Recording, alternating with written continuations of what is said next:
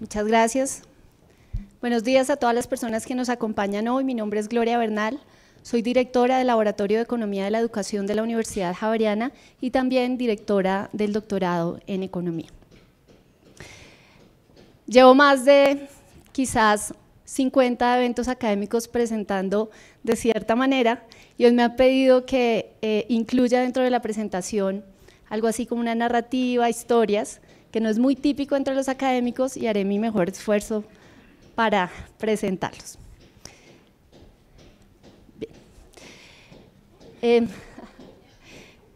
Yo soy la mayor de 4 hermanos. Mi papá estudió economía en la Universidad Nacional, no se pudo graduar, llegó hasta último semestre, pero no se pudo graduar. Mi mamá estudió algunos cursos, pero nunca pudo acceder a la educación superior.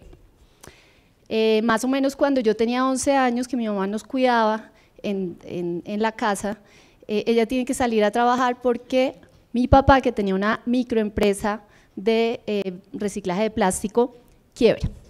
Y empiezan unas crisis financieras en mi familia bastante importantes, al punto que no había plata para pagar la matrícula de los 4 de nosotros. Ahí entra al rescate mi tía Estela y dice, bueno, yo coincido con ustedes, Fernando y Marta, mis padres, que la educación es lo más importante que uno le puede dejar a los hijos. La buena educación es la mejor inversión y la mejor herencia que uno le puede dar a los hijos. Y en ese sentido les voy a ayudar, voy a pagar 3 de las 4 matrículas. Sigo mis estudios, me va muy bien, me esfuerzo. Cuando cumplo 17 años, en esa época no había internet, entonces para saber qué carrera iba a estudiar, comienzo a preguntarle a diferentes personas, me informo muy bien y decido aplicar a programas de economía. Esta de hecho es una aplicación real que me la sacaron ayer de archivo de la universidad, mi foto real y mi letra en ese momento. Tenía 17 años, muchas incertidumbres, muchos miedos y no tenía plata tampoco para entrar a la universidad. Vuelvo y recurro a mi tía Estela y le digo, tía, no tengo plata, yo quisiera, si tú me puedes prestar para ingresar a la universidad. Mi tía Estela me dice, ya lo sabía, te voy a prestar la mitad de lo que cuesta la universidad y la otra mitad te me vas al ICETEX, que queda en el centro, y pides un préstamo por el resto. Fui al ICETEX, me pedían 2 codeudores, por fortuna ya eso no es así, y mis papás no podían ser codeudores porque tenían una deuda muy grande. Entonces, mi tía Estela es una de las codeudoras y mi tío Guillermo es el segundo codeudor. Cuando estábamos saliendo de firmar los papeles, los pagarés, porque además tenían que respaldar la deuda con la casa de ellos, mi tío me dice, bueno, ¿y qué vas a hacer con el transporte y con la comida? Y era algo que yo todavía no había pensado, mi mente estaba en pagar la matrícula. Entonces él me dice, vamos a hacer una cosa, yo te voy a prestar para los transportes y para la comida y tú me pagas después. Y así lo hice, empecé a estudiar economía, me fue muy bien, me esforcé. Y cuando terminé la universidad y conseguí un trabajo, fui donde mi tío Guillermo, donde mi tía Estela, les dije, bueno, yo ya tengo un trabajo, díganme cómo les pago. Y ellos dos por aparte me dijeron, ayuda a sus hermanos. Y eso hice, yo le ayudé a pagar la universidad a mi hermano Camilo. Toda esa trayectoria académica o lo que hice en la universidad, sobre todo como monitora, cuando dictaba las monitorías, empezó a despertar a mí un apasionamiento por dar clase, por ser profesora. Y eso poco a poco me llevó a una vida académica, después estudiar una maestría, un doctorado, etc. Antes de ser directora del LE o directora del doctorado, fui por 14 años profesora de principios de economía. Eso es una materia fascinante, no solamente por los temas que se dan, sino especialmente porque llegan los chicos de diferentes regiones, con diferentes acentos, de diferentes colegios, con diferentes expectativas, también con muchísimos miedos a la universidad. Y hoy quiero compartirles, de tantas historias que vi en Principios de Economía, quiero compartirles 2 que son sencillas, pero en mi opinión son muy poderosas. La primera historia tiene que ver con estas becas que ya mencionaron en los paneles, donde se atraen estudiantes de bajos y muy bajos recursos a universidades acreditadas.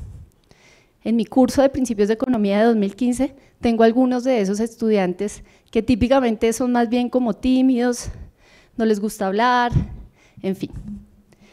Y recuerdo mucho a una estudiante de ese 2015, que durante toda la clase estuvo súper atenta. Y al final se acercó a mí y me dijo más o menos en esta actitud lo siguiente: disculpe, señora profesora, con todo respeto, si pudiera yo y si usted no tiene inconveniente, quisiera por favor hacerle una pregunta y me disculpa, si no tiene el tiempo, doctora, por favor discúlpeme. Yo no me acuerdo qué pregunta me hizo, ni tampoco me acuerdo qué le contesté, pero lo que sí me acuerdo era la actitud que ella tenía tan tímida al preguntar. Yo le pregunté si eso se lo habían enseñado en el colegio y me dijo, no, en el colegio cuando tenía una pregunta en clase yo alzaba la mano y preguntaba. Y le dije, así está perfecto, así mismo igualito lo puedes hacer en la universidad. Entonces, ¿por qué usas todo ese protocolo para hacerme una pregunta? Y ella me contestó, profe, es que este no es el colegio, esta es la universidad. Como si la universidad fuera una cosa, un monstruo en donde no es posible preguntar, en donde hay unas barreras que las nombraba ahorita Patricia como simbólicas, que uno mismo se hace en la cabeza. Cuando en la universidad es todo lo contrario, es el espacio donde uno invita a las personas a preguntar, a discutir, a discernir desde la diferencia. Es un espacio seguro para que se den esas discusiones. Y ella tenía esa idea completamente contraria. Esa historia me lleva a clasificar en 3 las barreras. Sin embargo, hay muchas más y mencionaron muchas más. Las primeras las clasifican como barreras subjetivas, que son esas que tenemos nosotros mismos por estereotipos o por la televisión o por la razón que sea, que son falsas, pero que están en nosotros mismos y que por eso mismo es más fácil de alguna manera vencerla. En segundo lugar, la clasifico como las barreras objetivas. Por ejemplo, las barreras de financiación. ¿Es un hecho que la matrícula cuesta? Sí. Incluso aquellos que van a la educación gratuita tienen que pagar transporte, tienen que pagar viviendas si vienen de otras ciudades. ¿Es costosa la educación superior? Sí, es un hecho y es una barrera. Y la tercera barrera, que también la mencionó Carolina en el panel anterior, las barreras de información. Y estas barreras de información quiero explicárselas a través de un estudio que hicimos en 2018 con el ICFES. En ese momento nos estábamos preguntando qué pensaban los estudiantes de 10º, de 11 grado hacia la educación superior, cómo la veían, cuáles eran las preferencias. Y resulta que irse a una base administrativa es demasiado tarde, porque bien lo decían, solamente uno en estas regiones, casi que 3 de cada 10 entran a la educación superior, entonces es muy tarde porque las estadísticas ya los han invisibilizado en cuanto a sus elecciones de educación superior. Entonces nos fuimos a estas 5 macrorregiones del país, es representativo orgullosamente de 5 macrorregiones, sector urbano, sector rural, y la escogencia fue por estudiantes de bajos y muy bajos recursos económicos. En este estudio les quiero traer algunos de los testimonios que nos dieron estos estudiantes que simbolizan un poco esta barrera de información. La primera persona, Sandy, de grado 10º, pues por supuesto que cambiamos los nombres, es San Francisco, Cundinamarca. Quiero ser piloto de la Universidad Nacional. Eso no existe. Están las carreras universitarias, carreras técnicas y tecnológicas, y para ser piloto tienen que entrar por otra línea de la educación aeronáutica superior. Entonces, necesita información. El segundo estudiante, Yesid, grado 11, de La Guajira, dice: sueño con estudiar una carrera profesional para poder entrar al Ejército Nacional. Hasta donde tengo entendido, en el Ejército se pueden hacer dos tipos de carreras, las que son profesionales y las que son militares. Es decir, no necesita hacer una carrera profesional si quiere entrar al Ejército. La tercera dice: cuando salga del colegio quiero estudiar astrología y algún día llegar a la NASA. Yo creo que se refiere a astronomía, y típicamente no hay muchos programas de astronomía, sino que tiene que entrar a una carrera de física que después lo lleva hacia una carrera de astronomía. El caso es que notamos mucha desinformación, algunos sí, pues, sí tenían como algunas expectativas reales, pero otros definitivamente necesitaban mucha más información para generar esas expectativas y para eventualmente estudiar lo que quieren. En términos generales, tuvimos más de 3.500 estudiantes participantes que encontramos. Ese estudio les da unas frases a los estudiantes y les decía: clasifíquelas en mito o verdad. Les traigo 3 de esas frases. Todas las instituciones de educación superior están ubicadas en las 5 ciudades principales del país. El 40% dijo que era verdadero, cuando es falso. La oferta de educación superior en Colombia está a lo largo y ancho del país.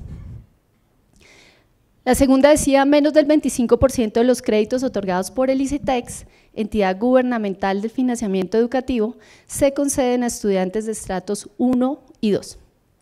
El 38% dijo que era verdadero, cuando es falso. En ese momento el ICETEX tenía el 69% de los beneficiarios eran estratos 1 y 2, e incluso vino aumentando después de 2018, que fue este estudio. La tercera dice: las instituciones de educación superior que están acreditadas en general cuentan con estándares de calidad más altos que aquellas que no tienen este reconocimiento.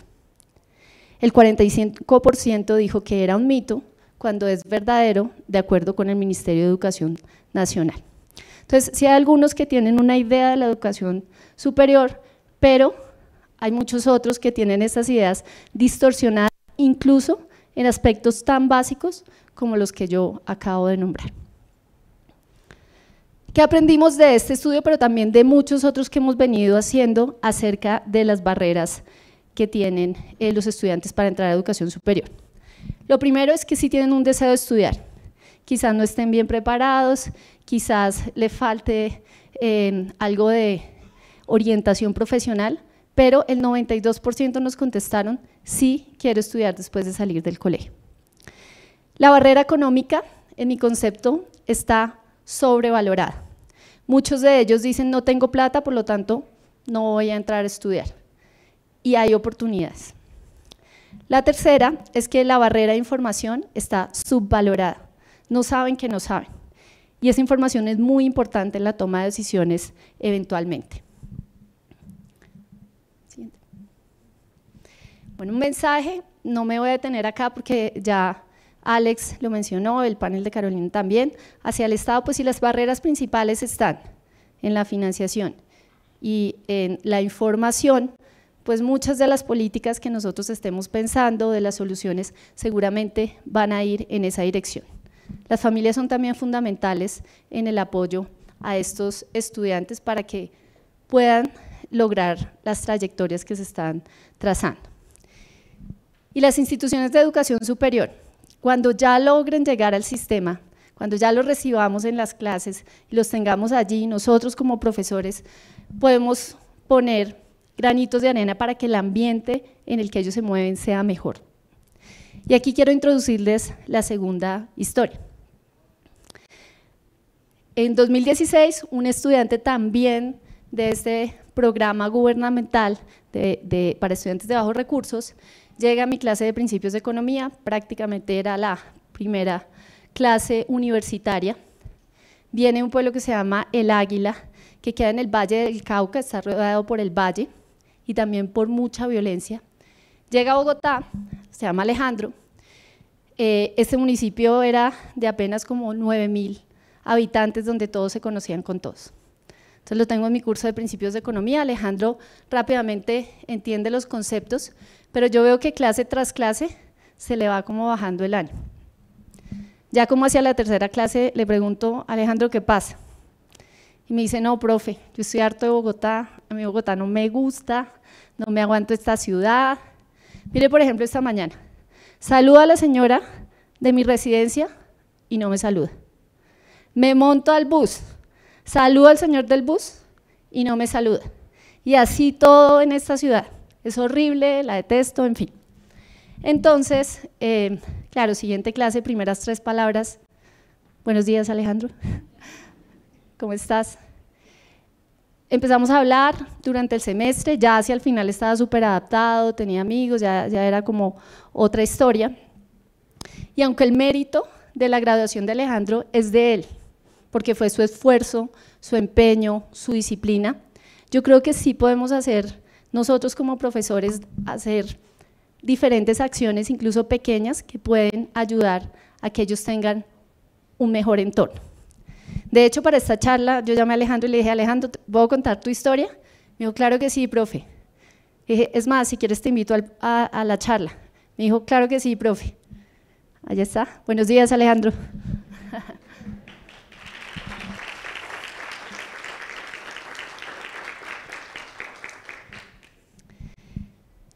Bien, ¿qué tenemos o qué tengo para decirle a los chicos como Alejandro, que de pronto se están imaginando la educación superior, pero que la ven allá súper distante?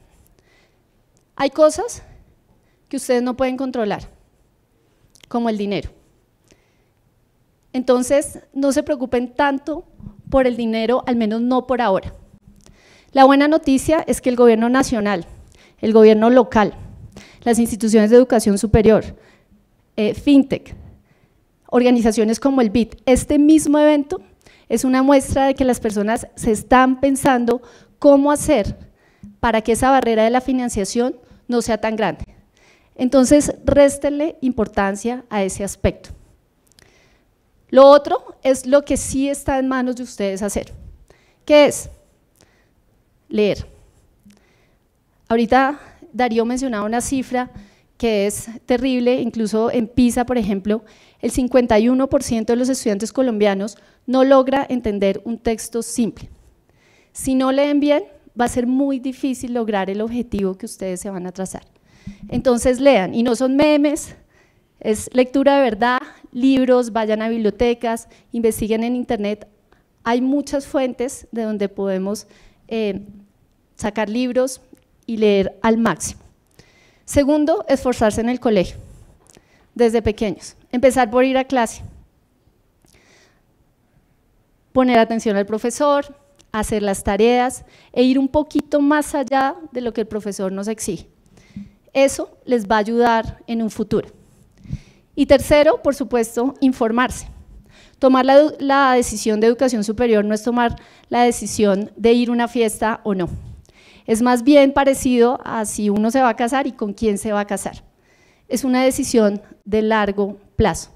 Y en esa medida necesita discernimiento, necesita saber qué es lo que va a hacer, dónde va a estudiar, qué hacen esas personas que estudian eso que usted quiere, y de esa manera va a poder tomar una decisión más informada.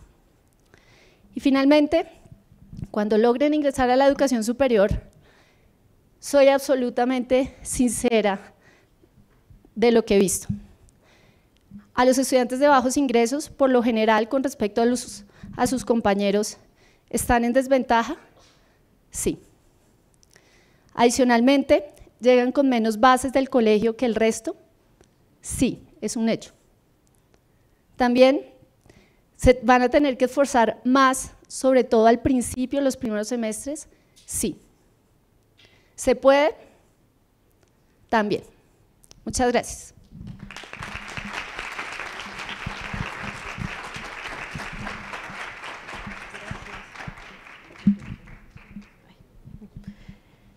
Muchas gracias, Gloria.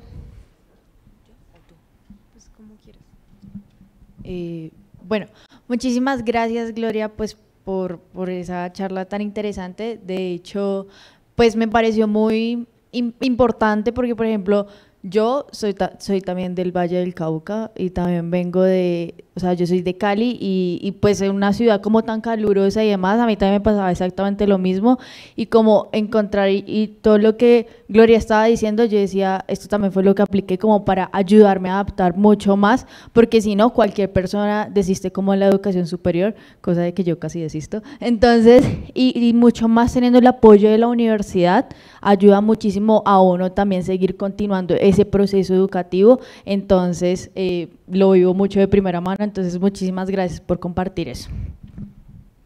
Bueno, también al igual que Gloria, yo también cuento en este momento con un crédito del ICETEX y también tengo la fortuna de tener una beca que me ha ayudado a ingresar y también permanecer en la carrera. Es por eso que el siguiente panel para nosotras es muy cercano, se llama el precio del conocimiento. Entonces, ¿cómo financiarlo? ¿Qué apoyos existen y cómo mejorar la inversión? En este primer panel nos acompañan Geraldine González. Ella es expresidenta de la Comisión de Expertos para la Regulación de Aranceles de Chile. También Alexandra Ames, directora ejecutiva del Programa Nacional de Becas y Crédito Educativo PRONAVEC de Perú. También nos acompaña Jorge Telles, director ejecutivo de la Asociación Panamericana de Instituciones de Crédito Educativo, APIAC, de Colombia. Y también Hernán Herrera, líder del Fondo Futuro de Colombia. Y para este panel lo modera Raquel Fernández, especialista senior de la educación del BID. Bienvenidos. Bueno, pues buenos días, casi tardes ya. Nosotros nos tocó el panel justo antes del almuerzo, entonces eso siempre es un desafío, ¿no?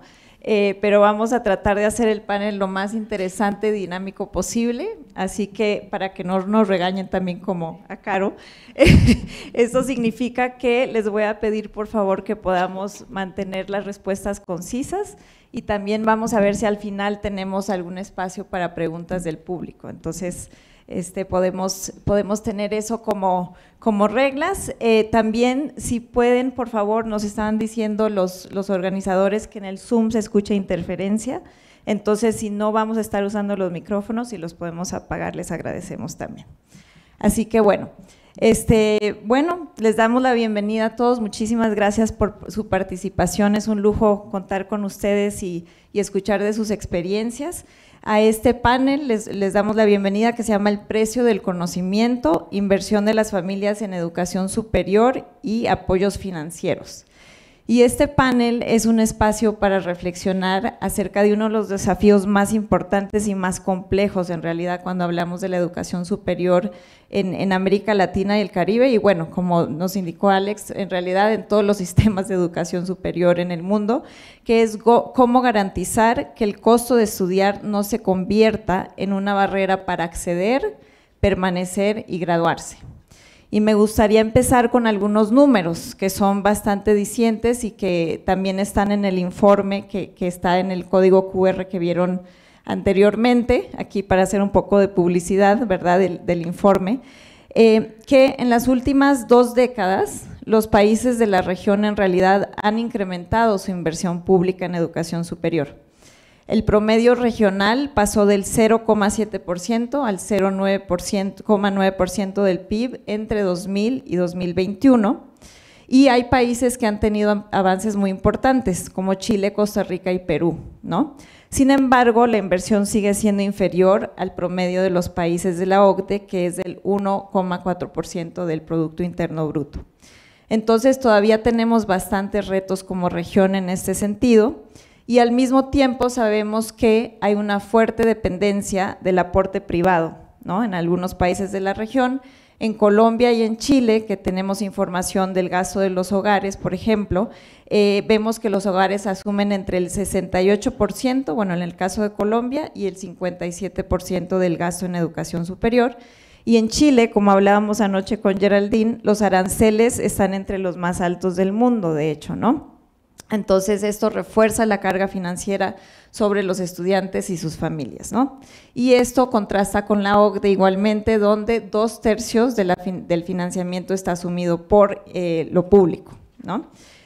Entonces, bueno, tenemos otro problema también, que es que hay falta de encuestas que nos den sistemáticas, que nos den este tipo de información, ¿verdad? Y que nos permitan diseñar políticas públicas basadas en evidencia, ¿no? Como hemos visto también, pues esto no es solamente un problema macroeconómico, no de sistema, sino que realmente tiene impactos importantes y significativos en las vidas de los jóvenes y en sus oportunidades de futuro. Entonces, este panel va a explorar justamente cómo crear sistemas de apoyo que sean sostenibles, equitativos y transparentes para poder proveer estas oportunidades a los jóvenes, ¿no? Y tenemos, como les decía, varias experiencias aquí. Se trata de compartir qué están haciendo diferentes países. Entonces, Geraldine nos va a hablar de, por ejemplo, la regulación de aranceles en Chile. En Perú, ¿verdad? Nos va a hablar Alexandra del papel de becas y créditos. Modelos emergentes de crédito educativo en la región también, como Jorge, que tiene mucha experiencia en este tema a nivel regional, y después también Hernán con una innovación que está apenas empezando aquí en Colombia, que nos va a platicar un poco de eso, ¿no? Entonces, bueno, empecemos con la primera pregunta, que se la voy a hacer tal vez a Geraldine, empezando en orden. ¿Qué tan accesible desde su experiencia es realmente la educación superior en sus países o regiones, considerando los costos que enfrentan las familias? ¿Consideran que los jóvenes y sus familias cuentan con los recursos para financiar todos los gastos reales, incluyendo los de sostenimiento mientras estudian? ¿Y qué riesgos representa hoy el endeudamiento para el acceso a permanencia? No es una pregunta, son 3. Entonces hay que ver en 2 minutos, si quieren escojan una pregunta y vamos ahí iniciando la discusión. Geraldine. Muchas gracias al BID por la invitación para este espacio y también muchas gracias a la Universidad Javeriana, por cierto. Bueno, Chile siempre aparece en los informes, en todos lados, como con números muy buenos, ¿no es cierto? Tú mismo estabas diciendo, en las últimas décadas la cobertura ha aumentado de manera sustancial, el PIB en Chile ha aumentado, el mundo privado ha hecho también su aporte, aparecieron los créditos que a algunos no les gustan, pero también han ayudado. Pero claro, tú decías, el gasto que hacen los países en educación superior ha aumentado y Chile gasta 2,42% del PIB en educación superior, es una cifra elevada, pero siguen habiendo desafíos que son, como tú también señalabas, que los hogares siguen teniendo más del 50% del gasto es privado, de los hogares. Entonces, tenemos ahí una conjunción que es difícil y yo creo que todos los países tratan de hacer su mejor esfuerzo, además considerando las realidades de los países. Todos los países de la región no somos países ricos, no tenemos grandes PIB, entonces tenemos una restricción que anoche conversábamos en la cena que tiene que ver con el Ministerio de Hacienda en Chile.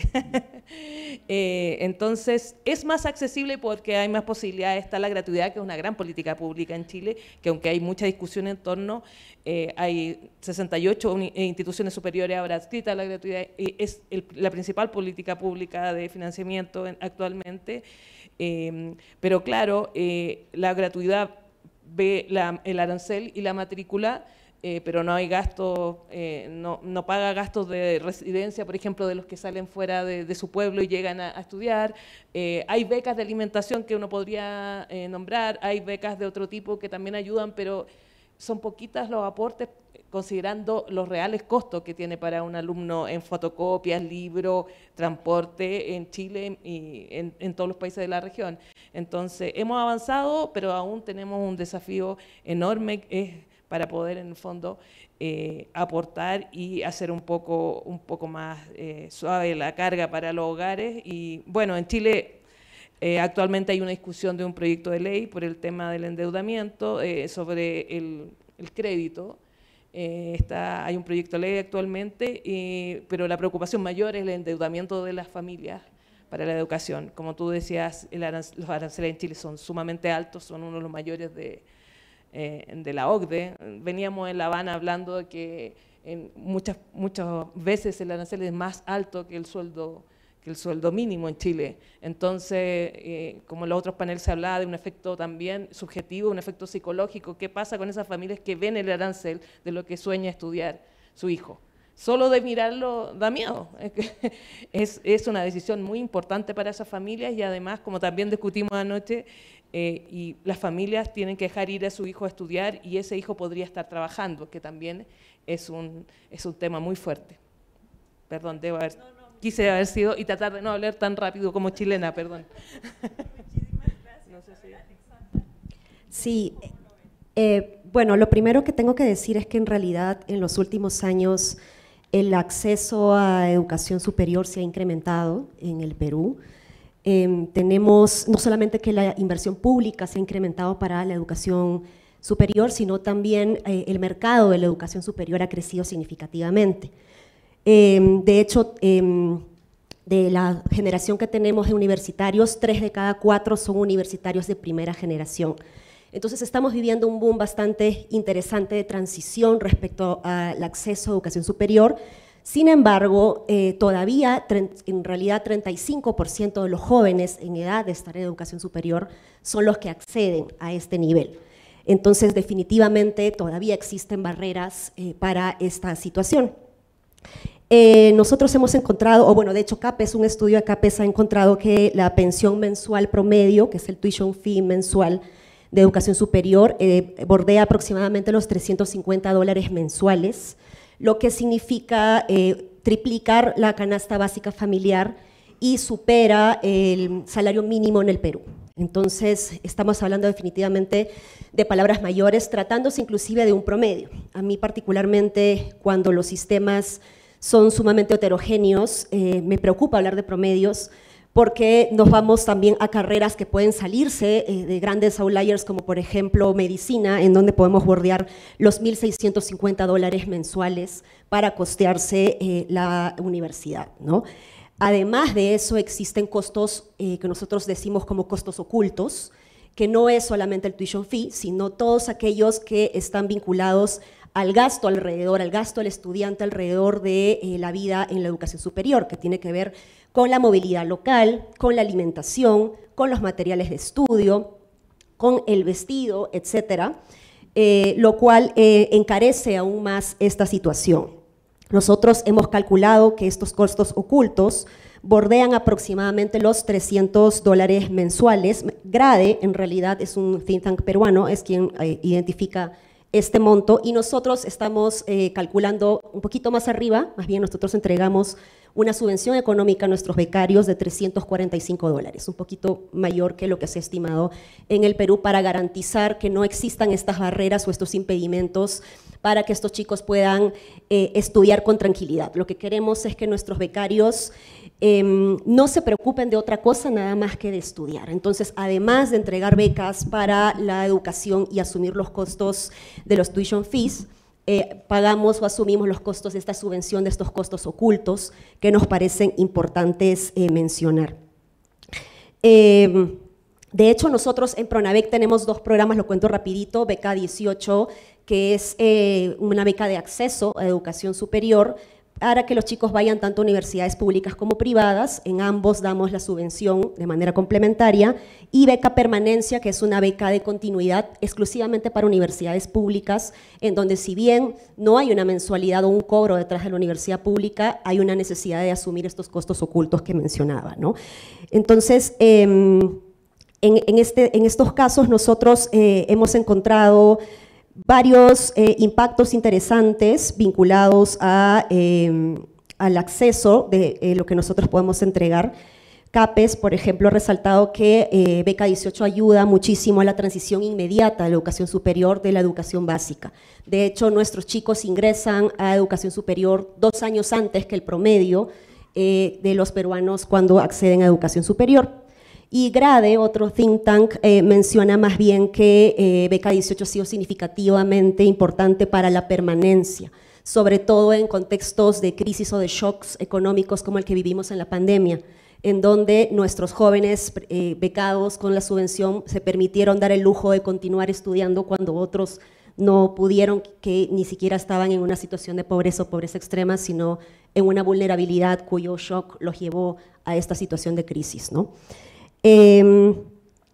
Respecto al endeudamiento, bueno, definitivamente existen varios mitos y temores bastante válidos, los temores alrededor de lo que implica el endeudamiento. Tenemos que considerar que estamos hablando de poblaciones vulnerables que no necesariamente tienen una cultura financiera o un acceso debido a diversos productos financieros, por lo que es importante ir rompiendo esos mitos con empatía y con confianza.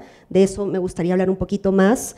Pero lo que estamos haciendo nosotros ahora es visibilizar más las historias inspiradoras de los chicos beneficiarios de crédito, porque así como las historias exitosas de los becados ayudan mucho a que nuevos estudiantes en la escuela se inspiren en ellos y sea un motivo para postular a las becas que nosotros ofrecemos, lo que buscamos es que estas historias exitosas de créditos puedan inspirar a conectar a chicos que están interesados también en asumir un crédito, ¿no? Entonces, en realidad nosotros buscamos para estos créditos tener un diseño inteligente y empático, pensando en que podemos tener un modelo mixto. Por un lado, entregar becas a aquellos que se encuentran en situación de pobreza y pobreza extrema o alguna situación de vulnerabilidad social, no económica, y los créditos a esta clase media, baja, que no tiene acceso a las becas, no está focalizado para las becas, pero que tampoco tiene los recursos económicos suficientes para asumir estos costos que estamos entregando, ¿no? Entonces, en ese modelo mixto es que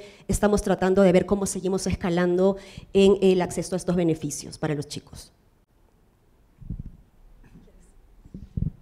Muchas gracias, Hernán. Entonces, en términos de Colombia, si puedes resumir, porque ahora han creado este fondo, que entiendo también es para resolver o atender algunos de los desafíos, ¿no?, que se enfrentan en Colombia. ¿Nos podrías mencionar cuáles son esos desafíos principales para el financiamiento de la educación superior? Sí, en Colombia digamos que el fenómeno tiene unos matices positivos y otros no tan positivos en cuanto a acceso. Quizás el último dato que tenemos de cobertura está como el 55.3%, cobertura bruta, pero cuando uno le hace zoom a esas cifras, puede ver, digamos, que algunas brechas, a pesar de que se ha incrementado la cobertura, han permanecido y aún se han profundizado, porque cuando uno mira, por ejemplo, en estrato alto, la cobertura bruta está por el 118%, pero en el quintil inferior de ingresos está en el 23%. Entonces, allí, digamos, hay un sabor agridulce en ese incremento de la cobertura, sobre todo porque,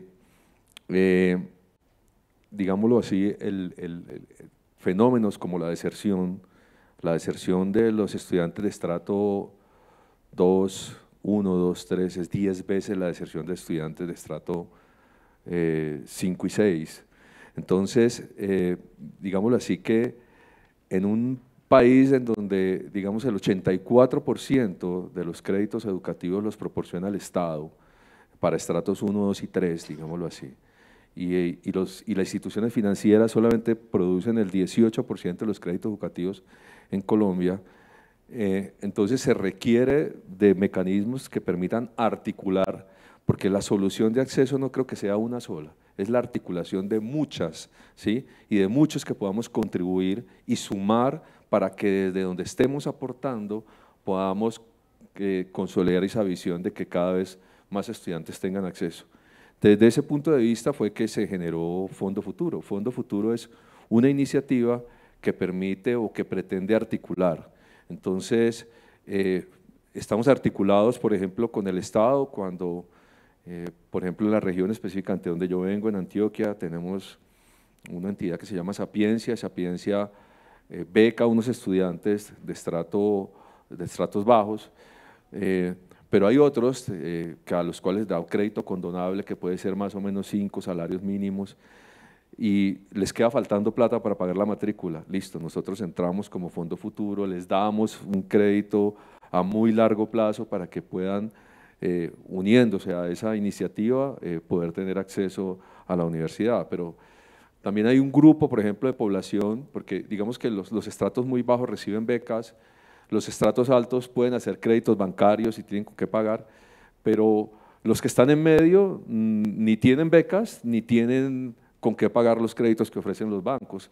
Entonces, ahí también ofrecemos posibilidad a estas personas que tengan créditos de largo plazo, y el modelo es un modelo de, digamos, economía colaborativa, en donde se reciclan los recursos y van creciendo para cada vez darle más acceso a más jóvenes, con 2 tramos, ¿sí? que esos 2 tramos se van otorgando en la medida que los estudiantes vayan mostrando su capacidad de mantenerse dentro del sistema, con un sistema de acompañamiento que, digamos, las universidades inauguramos cuando hubo 2 iniciativas aquí en Colombia muy interesantes, que Serpi lo paga, no sé si ustedes la conocen, que fueron, y la otra que era Generación E, que fueron subsidios pues a la demanda, y las universidades nos tocó que recibir una gran cantidad de estudiantes que no tenían las mismas condiciones de los estudiantes regulares,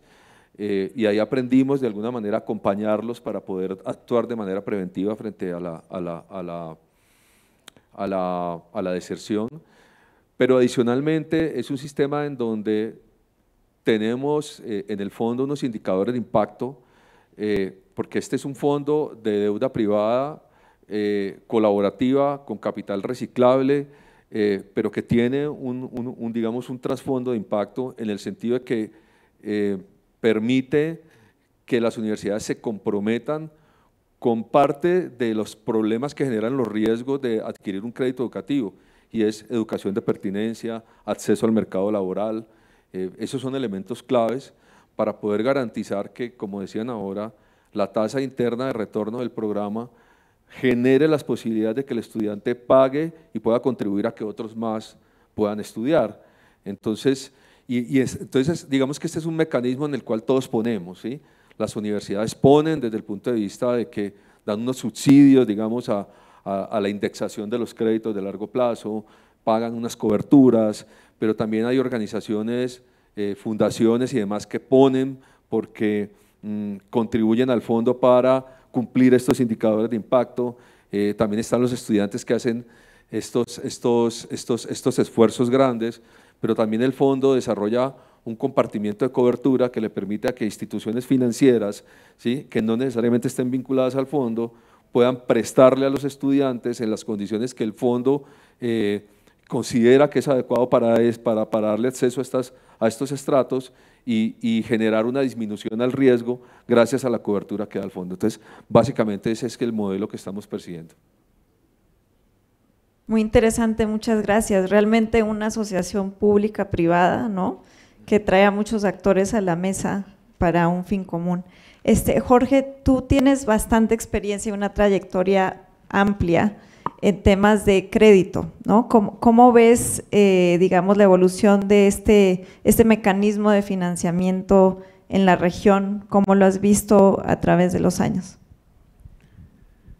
Bueno, Raquel, muchas gracias por la pregunta, y quiero agradecer también al BID y a la Universidad Javeriana por esta oportunidad, y me uno a las palabras del señor Ministro de Educación de República Dominicana cuando decía que estos eventos se deben mantener y realizar en diferentes países, porque creo que esto hay que fomentarlo indefinidamente. Yo quisiera referirme a tal vez algo que se ha venido diciendo a lo largo de toda la mañana y a lo que acabamos de escuchar. Yo creo que efectivamente la única solución que tenemos es la de las estrategias combinadas para tratar de enfrentar los retos que tenemos al frente. En la presentación que tuvimos recientemente de Gloria Bernal, veíamos las barreras. Yo creo que son un poco más las barreras.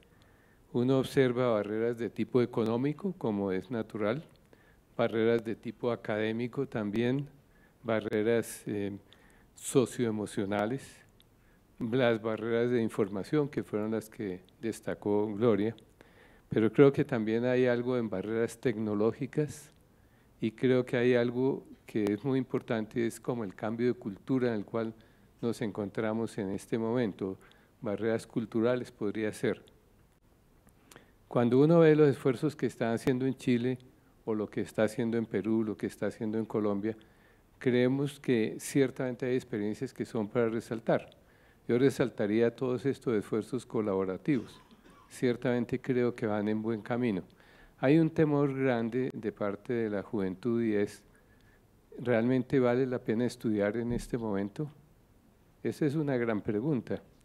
¿Y vale la pena estudiar lo que me están ofreciendo las instituciones de educación superior? ¿O debemos buscar alternativas? Eso es otra gran pregunta. Y hay algo que detrás de todo me hace pensar a mí, y es hasta qué punto estamos pensando en que vivir el momento es lo importante.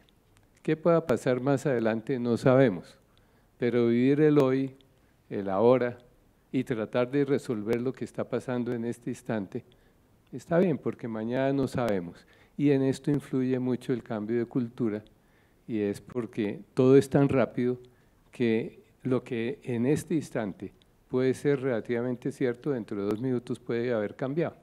Entonces hay una relatividad por todos lados. Y tenemos doble lenguaje. Las generaciones anteriores tienen tenemos una visión de la vida relativamente organizada. Estudiamos, trabajamos, tenemos nuestra vida. Hoy día yo estoy viendo que en los jóvenes hay unos cambios desde esa perspectiva también que creo que hay que tener en cuenta.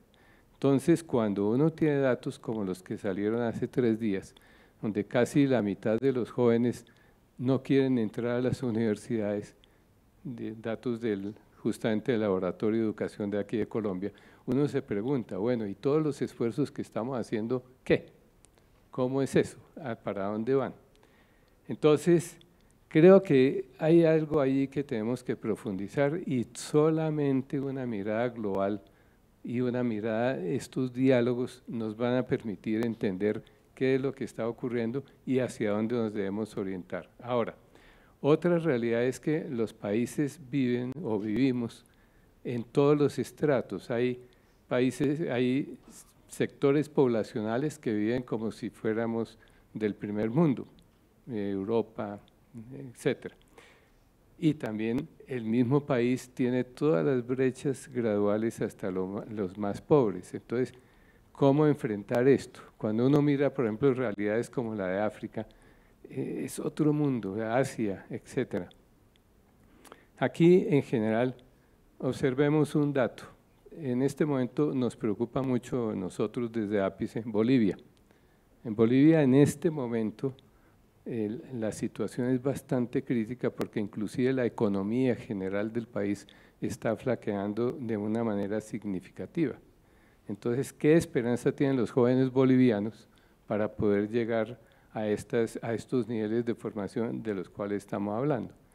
Brasil es otro contexto. Bueno, no se diga pues los países ya mencionados, Costa Rica en Centroamérica, Nicaragua, lo que estamos viendo en Venezuela. Cuando uno mira todos estos fenómenos no puede encontrar fórmulas que sean únicas y exclusivas, mucho menos excluyentes. La única solución me parece tiene que ver de nuevo con las actividades que son de tipo cooperativo. 2 problemas serios que uno observa. La deserción que tú mencionabas y se ha mencionado en otros espacios también, y el otro problema es el temor a no tener trabajo. Entonces, si lo miramos solo desde el punto de vista de la inversión que hacen las personas, las familias, los países, y si resulta que al final de pronto no consigo trabajo o no puedo generar empresa o me cambian los impuestos de manera que yo no voy a ser capaz de pagar, ahí viene un fenómeno también interno que es necesario analizar. O sea, creo que el problema es necesario abordarlo, la estrategia financiera es fundamental, tenemos experiencias muy buenas, yo menciono con frecuencia la experiencia de Costa Rica. Costa Rica tiene la Comisión Nacional de Préstamos para Educación, esa es una entidad de crédito educativo, tipo ICETEX, tipo PRONAVEC, tipo FIES en Brasil, tipo el programa CAE también de Chile, etcétera. Pero CONAPE tiene una cosa interesante y es que desde su fundación recibe el 5% de las utilidades de todos los bancos para financiar con créditos educativos a todos los estudiantes costarricenses. Entonces, lógicamente, pues esto es una experiencia que viene nada menos que de hace 50 años, pero eso se entiende en un contexto de un país que ha tomado unas decisiones históricas como el hecho de que no tiene ejército y que tiene otra mirada cultural diferente. Pero eso es factible, 50 años viviendo en crédito educativo desde el aporte de las universidades. Entonces, eso es factible. Se han hecho otros esfuerzos, pero creo que me estoy pasando ya hace rato del tiempo, entonces paro acá, por favor. Adelante, nada más. Raquel. Muchas gracias por esa perspectiva y creo que es muy útil e importante pensar en lo que decías, ¿no? Cómo las generaciones y los intereses y la importancia que le dan a la educación superior ha ido cambiando, ¿no? Y si realmente, empezar con esa pregunta, ¿no? Antes de hablar de los mecanismos de financiamiento, pero bueno, entrando y regresando a los casos específicos, porque cada país tiene su realidad y su contexto, quería, Geraldine, que nos comentes un poco en Chile todo este tema, y tú como experta en regulación y en tarifas, ¿cómo se han establecido estos mecanismos con los aranceles de referencia, los regulados y el arancel real fijado por las instituciones? ¿Y nos puedes explicar un poco del sistema chileno? Sí, no hay problema. Mira, en Chile existen 3 aranceles conviviendo, que es el arancel real de las instituciones, el arancel de referencia, que es un arancel que se utilizaba antes de la gratuidad, pero que sigue utilizándose y que está basado en un cálculo de los mismos aranceles que están en el mercado, y tiene una metodología en que se agrupan las carreras, se agrupan las instituciones, se hacen algunos análisis de algunos indicadores en los cuales las carreras quedan en ciertas instituciones, en ciertos grupos, y se llega a un arancel de referencia con que, como decía, lo más importante proviene de los mismos precios que están en el mercado. Y ese arancel de referencia sirve como base para los créditos y las becas. Y después viene, desde el 2016 en adelante, esta política muy importante en el país, que es de gratuidad, donde se crea un nuevo concepto que es el arancel regulado. En Chile, como cada vez que se va al Congreso a hablar de educación, se vuelve un tremendo problema, hay mucha controversia.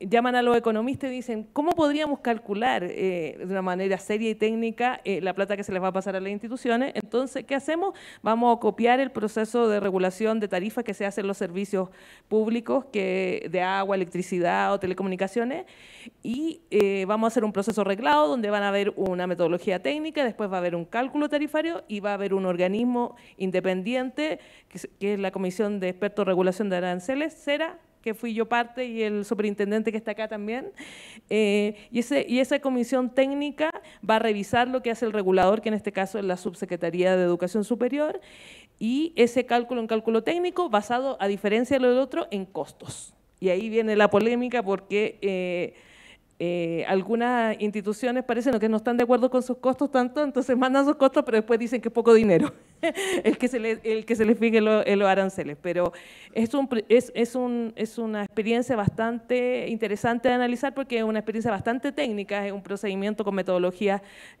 como te decía, bastante técnico y matemático, donde se calcula y se hace un proceso de recopilación de todos los costos de las instituciones que están en la gratuidad. Entonces, es un proceso bastante serio para el cálculo del arancel, la matrícula y los costos de titulación, y se obtiene este arancel regulado. En virtud del tiempo no podría seguir todo contándole, pero… ¿Dirías tú, solo para dar seguimiento de esta experiencia, cuál es la lección aprendida más importante en este ejercicio de fijar los aranceles? Bueno, es un proceso difícil, como decía, porque el sector no está acostumbrado a lidiar con este tema de los costos. Más bien está acostumbrado a decir, este es mi arancel, este es mi número, y no te metas ahí, en el fondo. Y tú vas y le dices, no, los costos promedio, los costos de todos, los costos de universidades como tú, o tan eficientes como deberían ser como tú, son estos. Entonces, el Estado, como tiene recursos limitados, no puede darte lo que tú pides, te puede dar tus costos. Y esa discusión es una discusión bien fuerte. Yo creo que en distintos países, ayer escuchábamos al viceministro también, que que en todos los países en el fondo hay problemas con el tema de los recursos, ¿no es cierto? Todos quieren más, pero somos países que no somos millonarios, en el fondo tenemos recursos limitados, y el proceso que se hizo en Chile a mí me parece un proceso muy serio, pero que tiene controversia. Actualmente están en tribunales algunas instituciones reclamando por la última fijación de aranceles regulados, porque consideran que no son los adecuados. Y los desafíos son, las instituciones tienen que aprender a discutir sobre sus costos en ese proceso, no ir a discutir lo que a mí me gustaría que fuera, o lo que me gustaría si no hubiera ley de gratuidad. No, tú tienes que circunscribirte a tus costos y cómo lo haces gestionando tus recursos. Eso. Sí. Importante y también complejo debió haber sido ese proceso, ¿no?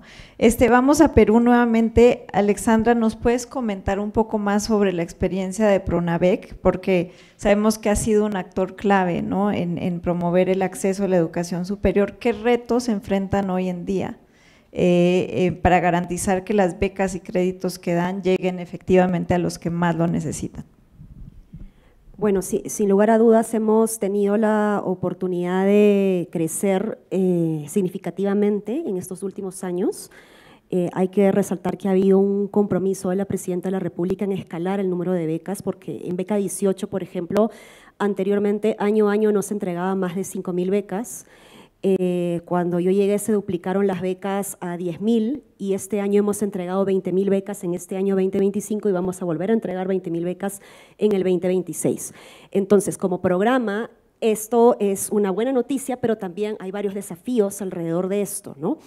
El desafío principal está en seguir escalando el número de becas, seguir escalando el acceso sin bajar la calidad, y ahí es donde nosotros hemos reforzado muchísimo nuestros programas de acompañamiento, tanto emocional o de bienestar, como los de nivelación académica, porque si bien nosotros hacemos una evaluación nacional de preselección para las becas que nos permite estandarizar los conocimientos para ver más o menos cómo están llegando a la universidad, encontramos efectivamente muchas disparidades de jóvenes talentosos, pero que vienen de zonas vulnerables que no han tenido necesariamente una formación sólida que les vaya a permitir pasar con éxito o permanecer con éxito en la universidad. Entonces, hemos desarrollado ya un sistema de alerta temprana que nos permite identificar a tiempo cualquier problema que se pueda tener con estos jóvenes para garantizar su culminación, su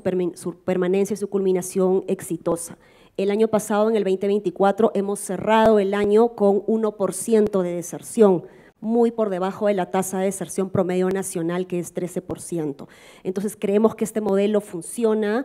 No sé si sea el espacio aquí para contarlo, pero los que estén interesados en ver cómo reducir la deserción, con gusto podemos en el almuerzo o en algún momento contarles, porque no es una, son varias y son todas a la vez, ¿no?, para que pueda funcionar. Y en esa línea hemos encontrado, bueno, varios desafíos también vinculados a cómo llegamos a más territorios. Hemos hecho un estudio en nuestra área de evidencia que ha identificado tres cosas, que concluye este estudio tres cosas. La primera es que la información que se brinda en las escuelas es determinante para la inscripción. Entonces, ahí a donde vamos, a las escuelas a las que vamos, es a donde más probabilidades tenemos de tener postulantes a beca 18. Entonces, los directores de colegio y los docentes son nuestros principales aliados. Estamos ahora nosotros rompiendo esta barrera geográfica o de comodidad geográfica de no quedarnos solamente en los colegios más poblados o con mayor densidad poblacional que suelen estar en las capitales de las regiones, sino de ir más allá a aquellos colegios que tienen menos estudiantes, pero en donde tenemos que ir para no dejar a nadie atrás precisamente, ¿no? Entonces estamos haciendo una estrategia de trabajo con los gobiernos regionales, porque la educación está descentralizada a nivel regional, para poder articular con ellos y garantizar el compromiso de los docentes y de los colegios mismos, de los directores de colegio. Hemos creado un modelo ahora que se llama Colegio Pro, en donde estamos felicitando a los colegios que más becarios han tenido y los estamos felicitando públicamente. Esto un poco para motivar e incentivar su participación en este proceso. Lo otro que se encontró en este estudio es que las redes de contacto tienen influencia en la decisión para que una persona se anime a postular. Es decir, aquellos becarios que ya son becarios, al compartir esta información a sus vecinos, a sus amigos o sus familiares, estos tienen mayores probabilidades de postular porque se ven reflejados en este joven la forma de tener la oportunidad de acceder, ¿no? Entonces estamos contando historias, estamos llevando a los becarios a sus colegios de origen para que puedan contarle a los salones de clase que de ahí, de ese salón de clase salió un alumno, un becado como ellos, ¿no? Entonces que cualquier chico puede tener esta oportunidad también para romper estas barreras subjetivas de las que se hablaba justamente en el panel anterior, ¿no? Y el tercer hallazgo a los que llega este estudio interno que hicimos es el acceso digital y la proximidad de la escuela favorece la inscripción. Evidentemente, al estar más cerca y al tener mayor densidad poblacional en las ciudades, vamos a tener más probabilidades de jóvenes que postulen. Nosotros tenemos un sistema digital de postulación, nosotros no hacemos las postulaciones de manera manual o física, sino que tienen que, de manera interoperable, uno en el sistema coloca su DNI, su identificación, y automáticamente se arroja o se enlaza la información que tenemos de su colegio, cuáles son sus notas, si se encuentra en situación de pobreza o pobreza extrema, y de esa manera evitamos el papel, pero también eso es una obstrucción de alguna manera o una falta de oportunidades para aquellos jóvenes que están en zonas rurales en donde no tienen mucha conectividad, y ahí estamos entrando a trabajar muchísimo con el sector privado. El sector privado es un aliado muy importante en la educación en general y particularmente en la educación superior también, en donde, por ejemplo, empresas mineras que funcionan en comunidades rurales sin conectividad pueden ellos ayudarnos a hacer la postulación. Empresas de gas que están llegando a zonas de la Amazonía o petroleras nos ayudan muchísimo llegando con el internet para que estos chicos puedan hacer en ferias itinerantes la postulación para que más jóvenes de esta zona puedan llegar. Este año nosotros para esta beca 2025 ha sido la primera vez que hemos llegado al 100% de nuestras provincias a nivel nacional y más del 85% de distritos de frontera que se encuentran precisamente en distritos rurales amazónicos, que son los que imaginariamente y en términos de accesibilidad geográfica son los más alejados de la capital y del centro de la toma de decisiones de las políticas públicas, ¿no? Entonces, tener este enfoque territorial es sumamente importante para poder asumir estos desafíos. Sí, gracias por esa visión muy interesante que pues se trata de becas y créditos, pero hay toda una maquinaria detrás de esto para asegurar que los chicos lleguen y permanezcan, ¿no? Entonces, todo esto del acompañamiento que decías, los sistemas de alerta temprana, súper importante también todos esos aspectos, me parece. Y tal vez entonces vamos con Jorge, para que nos comentes desde Ápice que en términos ya más de créditos educativos en distintos países, ¿qué modelos o innovaciones crees tú que están mostrando mejores resultados para combinar sostenibilidad financiera y equidad en el acceso? Bueno, sí se han hecho varios esfuerzos. Creo yo que, por ejemplo, los Income Contingent Loans son un esfuerzo interesante que se está aplicando en Chile y justamente entiendo que en este momento hay un proyecto de ley que está analizando cómo se mejora este proceso. En términos, cuando uno mira el crédito educativo, siempre tiene que tener en cuenta que hay que mirar cuáles son, primero los montos, los plazos, las tasas de interés, en qué momento se paga, ¿no? En los Income Contingent Loans pues se estudia primero y luego se paga con base en retorno salarial, pero eso también tiene muchas modificaciones. Creo que el esfuerzo de Chile es interesante y sería pues de conocerlo un poco más a fondo, pero digamos lo menciono porque para nosotros es un momento de observación a ver cómo la política de Chile se orienta en ese sentido. Esfuerzos similares se han hecho en Brasil, pero Brasil en este momento también ha tenido dudas sobre el cobro de las tasas de interés. Entonces, vienen desde el año 2018 y en ese sentido pues es un esfuerzo que va en camino, así como el de Colombia, que también es reciente.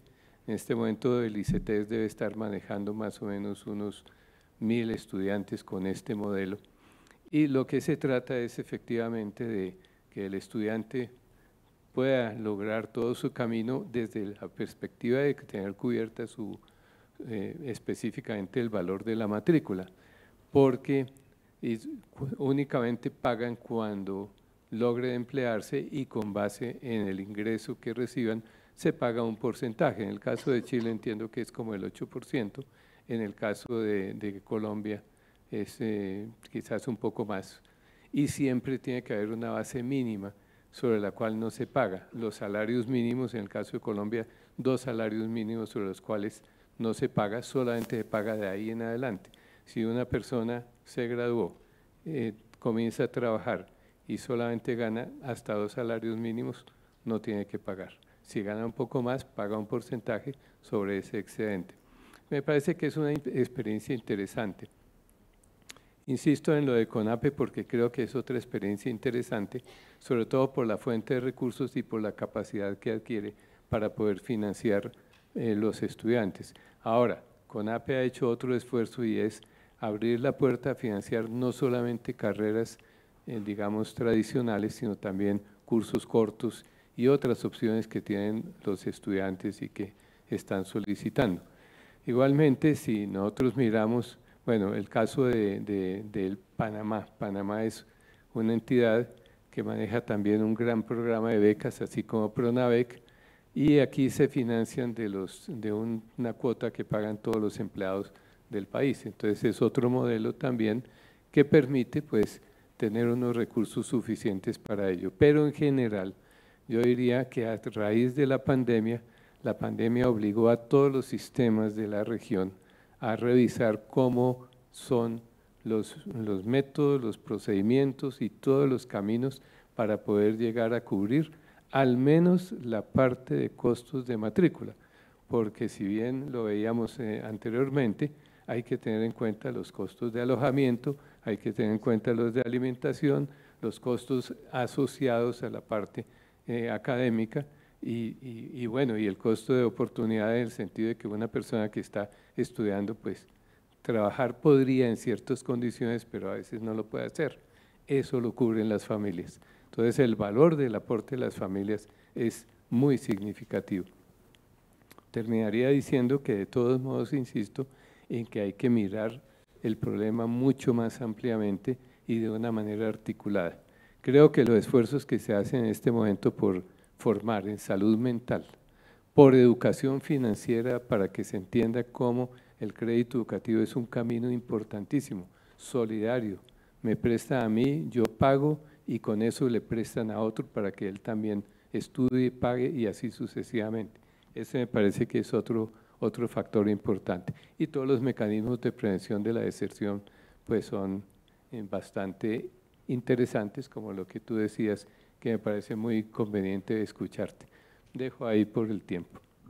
Sí, muchísimas gracias. Aquí ya me están haciendo ojitos de que ya tiene que cerrar el panel, pero entonces, Hernán, cerremos contigo, ¿no? Ya nos explicaste un poco el modelo que están proponiendo aquí en Colombia. ¿Qué se necesita para expandir este tipo de innovaciones? Cerremos con qué tipo de alianzas se necesitarían, ¿crees tú?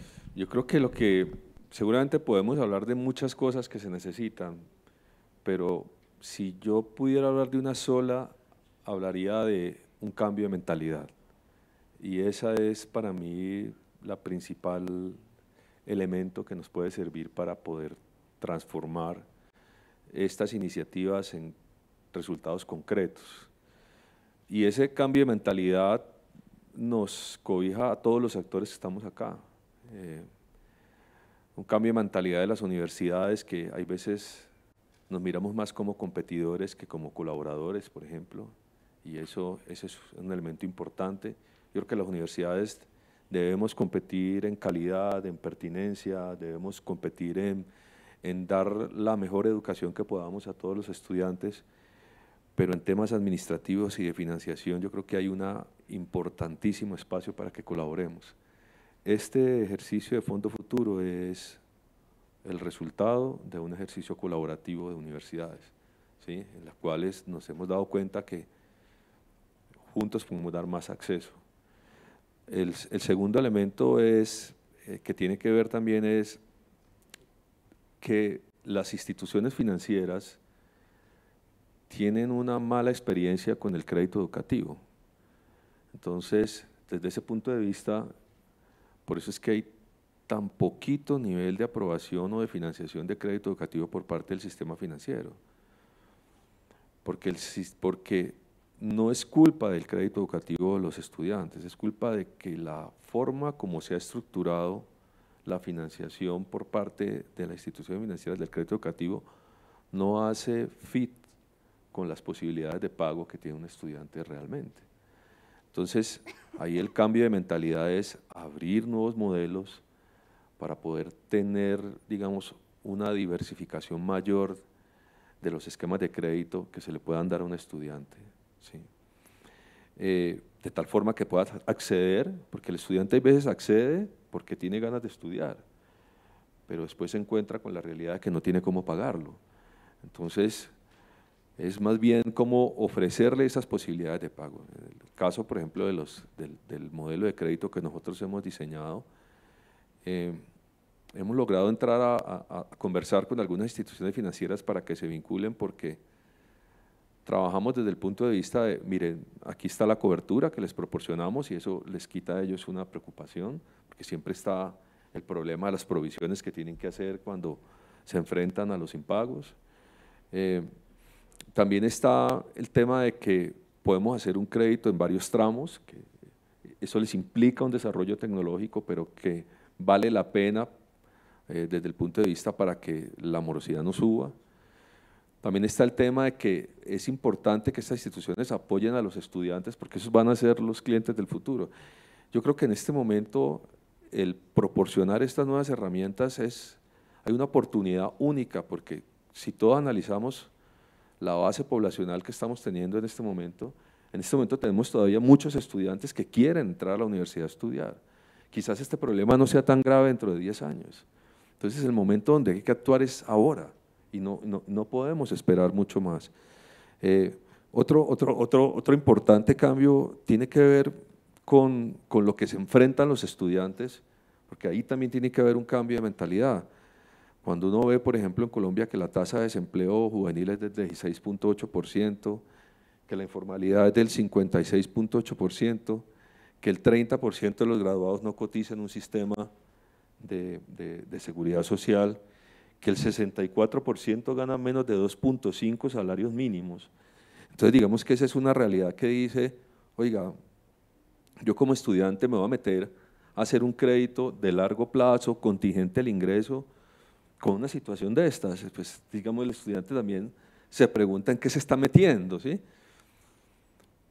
Pero por ejemplo, mecanismos como el que hemos diseñado en Fondo Futuro permite que, calculando la tasa interna de retorno de los distintos programas, a través de las ayudas que se otorgan con el subsidio de la congelación de los créditos en la época de estudio, para que no tengan que pagar indexación, con la ayuda que les estamos dando, por ejemplo, para que no tengan que pagar las coberturas o las fianzas, esa tasa interna de retorno puede subir 2 puntos.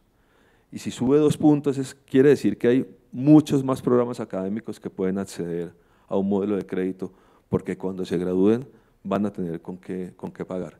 Entonces, cerrando el tema, yo creo que es un cambio de mentalidad en donde todos podamos participar de un sistema en el cual cada uno puede aportar para generar un resultado mucho más contundente.